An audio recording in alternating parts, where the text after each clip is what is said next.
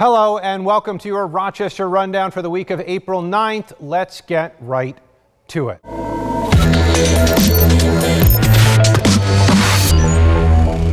A man is dead after an attempted carjacking in Gates. Investigators believe it could be connected to a string of car thefts across Monroe County. The thefts began in March. Police say they turned deadly Wednesday morning when a 71-year-old man was shot during a carjacking attempt in broad daylight. Police issued a warning Wednesday saying the thieves often rear-end a vehicle at low speeds and wait for the victim to get out. They'll then steal the car at gunpoint. They've also been known to follow victims home and confront them in their driveways. Again, this was a real brazen act of violence that occurred in broad daylight on a street where there's businesses and witnesses, and it didn't matter to the suspects who did this. And a 71-year-old citizen just going about their daily activities today fell victim to this carjacking.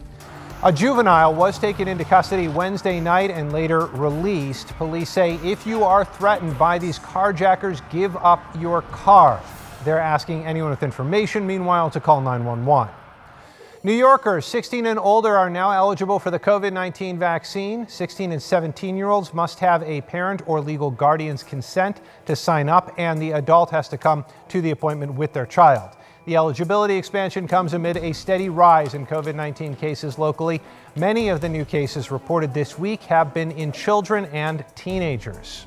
Now, data from the CDC shows many outbreaks in young people are related to youth sports and extracurricular activities.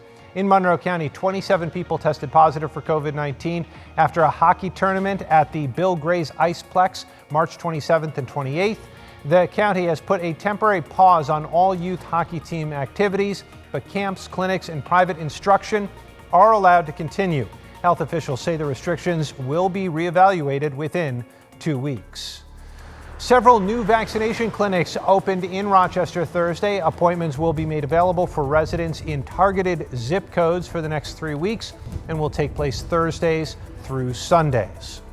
New York State lawmakers reached a $212 billion budget agreement this week. Included in that agreement, billions of dollars going towards rent and homeowner relief, small business recovery, and child care, among other sectors. It's also set to legalize mobile sports betting and implement comprehensive nursing home reforms.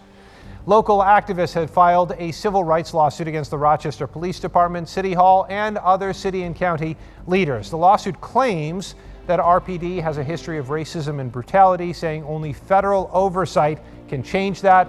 Attorneys who filed this suit say it details over 50 incidents of what they consider to be excessive force and a racist ideology.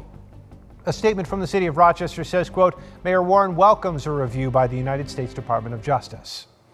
And some sad news to pass along. April the giraffe, who captivated the world during her pregnancy in 2017, has died. April joined the Animal Adventure Park in August of 2015, standing approximately 15 feet tall. She was 20 years old.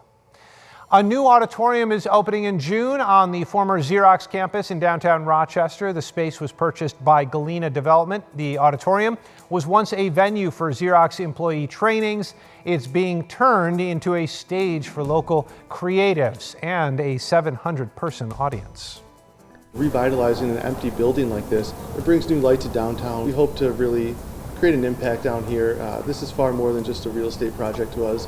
It's our heart and soul into this city. Developers are also building a multifaceted campus for students and local colleges on that site. Phase 1 of the project includes 5 floors of student housing, which will be home to 140 students by August, plus a lounge area and fitness center. A cafe and the auditorium are scheduled to open by July. That's all for this week. As always, we'll see you next Friday.